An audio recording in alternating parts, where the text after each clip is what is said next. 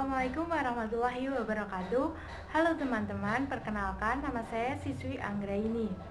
Nah, di sini saya akan mempresentasikan atau menjelaskan mengenai prinsip-prinsip perkembangan. Yang pertama, menurut Harlock pada tahun 1997 dalam bukunya halaman 29. Lebih lanjutnya akan saya jelaskan pada slide berikut ini. Menurut Harlock pada tahun 1997, dalam bukunya halaman 29, mendefinisikan bahwa prinsip-prinsip perkembangan meliputi: yang pertama, perkembangan melibatkan adanya perubahan. Perkembangan selalu ditandai adanya perubahan yang bersifat progresif, yang bertujuan agar manusia dapat menyesuaikan diri dengan tuntutan lingkungan, dengan cara realisasi diri dan pencapaian kemampuan genetik karena pertumbuhan dan perkembangan merupakan istilah yang tidak terpisahkan.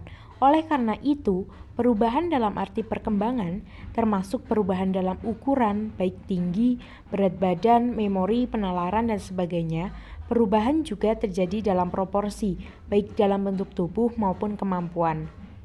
Perubahan juga meliputi hilangnya ciri lama untuk mendapatkan ciri yang baru.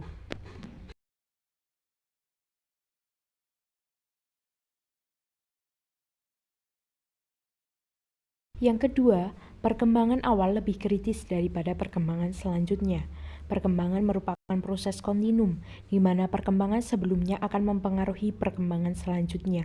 Oleh karena itu, kesalahan ataupun gangguan pada perkembangan awal akan terus mempengaruhi perkembangan-perkembangan berikutnya.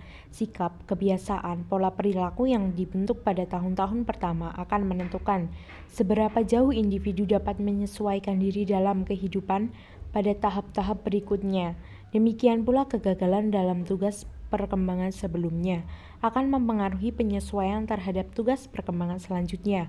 Kondisi yang mempengaruhi perkembangan awal adalah hubungan pribadi yang menyenangkan, keadaan emosi, metode melatih anak, peran yang dini, struktur keluarga di masa anak-anak, serta rangsangan lingkungan.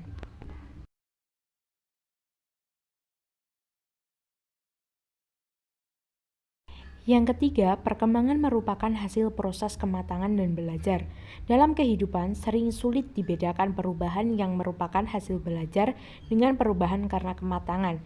Hasil antara keduanya sering terintegrasi, hanya dapat ditandai bahwa perubahan karena belajar diperoleh dengan usaha sadar atau latihan. Perkembangan individu berlangsung sepanjang hayat, dimulai sejak masa pertemuan sel ayah dengan ibu dan berakhir pada saat kematiannya.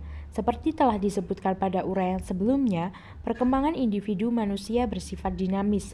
Perubahannya kadang-kadang lambat tetapi juga bisa cepat, hanya berkenaan dengan salah satu aspek atau beberapa aspek perkembangan serempak. Perkembangan individu juga tidak selalu sama, seorang berbeda dengan yang lainnya. Meskipun demikian, para ahli terus berusaha mengadakan penelitian tentang kecenderungan perkembangan. Nah, yang selanjutnya, prinsip-prinsip perkembangan secara umum dibagi menjadi 9. Untuk lebih lanjutnya, saya jelaskan pada slide berikut ini. Prinsip-prinsip perkembangan secara umum dibagi menjadi 9.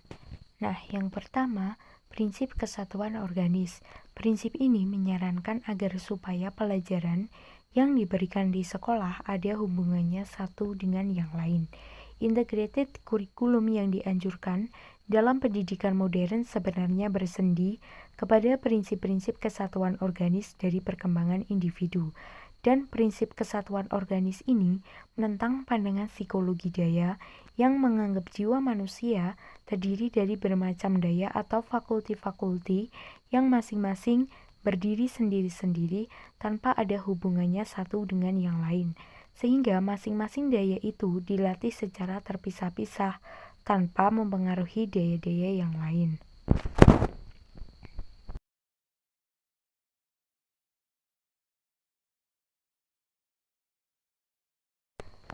Selanjutnya yang kedua adalah prinsip tempo dan irama perkembangan.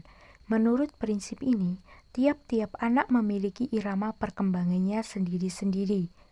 Ada anak yang memiliki tempo perkembangan cepat, ada anak yang memiliki tempo perkembangan lambat, ada anak yang tetap berjiwa anak, tetapi ada pula yang lekas berpikir dan bertindak seperti orang dewasa. Prinsip ini menganjurkan adanya bimbingan yang bersifat individual di samping bersifat klasik. Anak yang memiliki umur kronologis yang sama tidak selalu mengalami taraf perkembangan yang sama dan memiliki sifat-sifat perkembangan yang sama pula.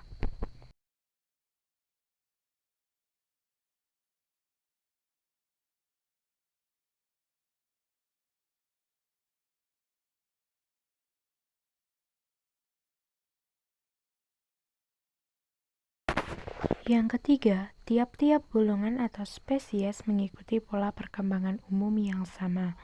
Proses pertumbuhan perkembangan adalah suatu perubahan yang pada garis besarnya sama pada semua anak dari segala bangsa di dunia.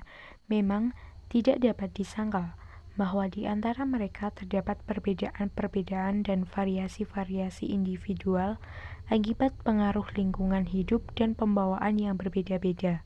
Akan tetapi, di antara mereka itu terdapat ciri-ciri umum atau ciri-ciri pokok yang menunjukkan kesamaan-kesamaan yang besar. Sesuai dengan prinsip ini, sekolah melaksanakan pendidikan klasik. Lain daripada itu, dengan adanya pola umum yang sama itu, memungkinkan diadakannya uniformitas pendidikan bagi anak-anak normal dalam tingkatan umur-umur yang tertentu. Yang keempat yaitu prinsip konvergensi. Prinsip ini menyatakan hereditas dan lingkungan sama pentingnya bagi perkembangan individu. Hanya dengan adanya kerjasama yang sebaik-baiknya antara faktor pembawaan dan lingkungan akan memungkinkan terjadinya perkembangan yang memuaskan. Perkembangan adalah hasil interaksi antara kedua faktor itu. Faktor alam sekitar tidak akan memberikan hasil yang memuaskan bila pembawaan tidak baik. Begitu pula pembawaan baik tidak akan berkembang dengan baik bila perkembangan dalam lingkungan hidup yang jelek.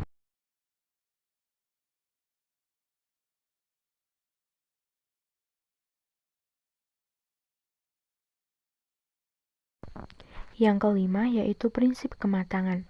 Prinsip kematangan mengatakan bahwa efek usaha belajar tergantung pada tingkat kematangan yang telah dicapai oleh anak. Prinsip ini mengandung arti bahwa tidak ada gunanya memaksa individu untuk melaksanakan usaha itu. Kita tidak akan berhasil bila anak umur 6 bulan kita latih untuk belajar berjalan, karena anak tersebut belum matang untuk melakukan tugas itu. Usaha yang demikian itu bukan mungkin menimbulkan akibat yang mengecewakan. Anak tidak mendapatkan perkembangan yang lebih cepat, namun bahkan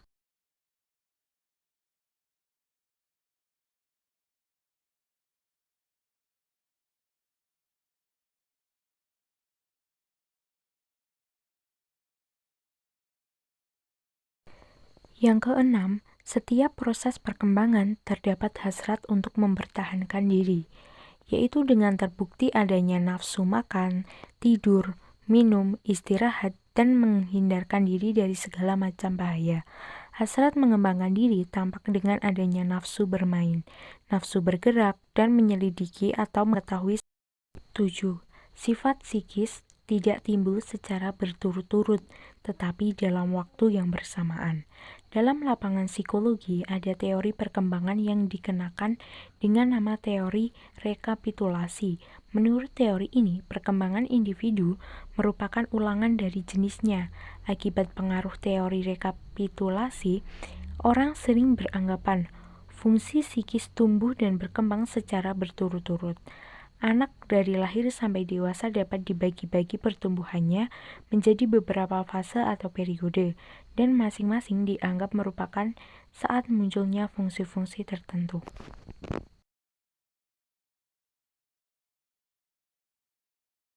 Yang kedelapan, yaitu perkembangan meliputi diferensiasi dan integral.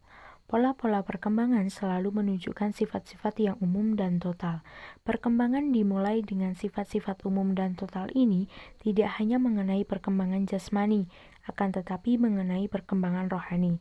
Dengan bertambahnya umur, anak akan semakin tahu pula perkembangannya dan terjadilah proses diferensiasi. Bersamaan dengan proses diferensiasi itu, terjadi proses integrasi. Dengan demikian, seluruh perkembangan merupakan proses diferensiasi dan integrasi.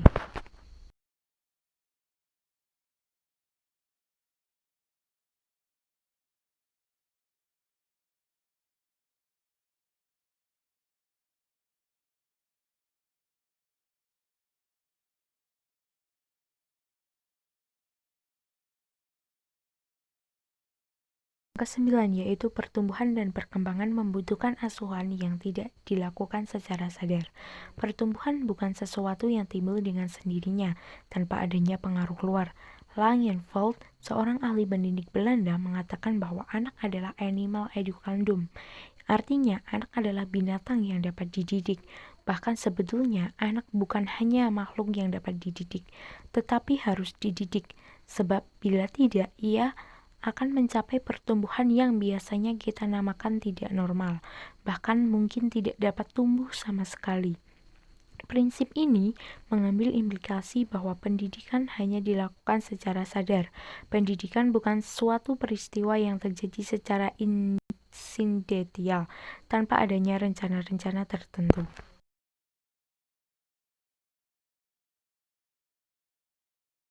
Nah, itulah penjelasan mengenai prinsip-prinsip perkembangan.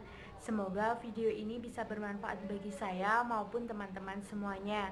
Terima kasih telah menonton video ini. Apabila ada salah, saya mohon maaf. Wassalamualaikum warahmatullahi wabarakatuh.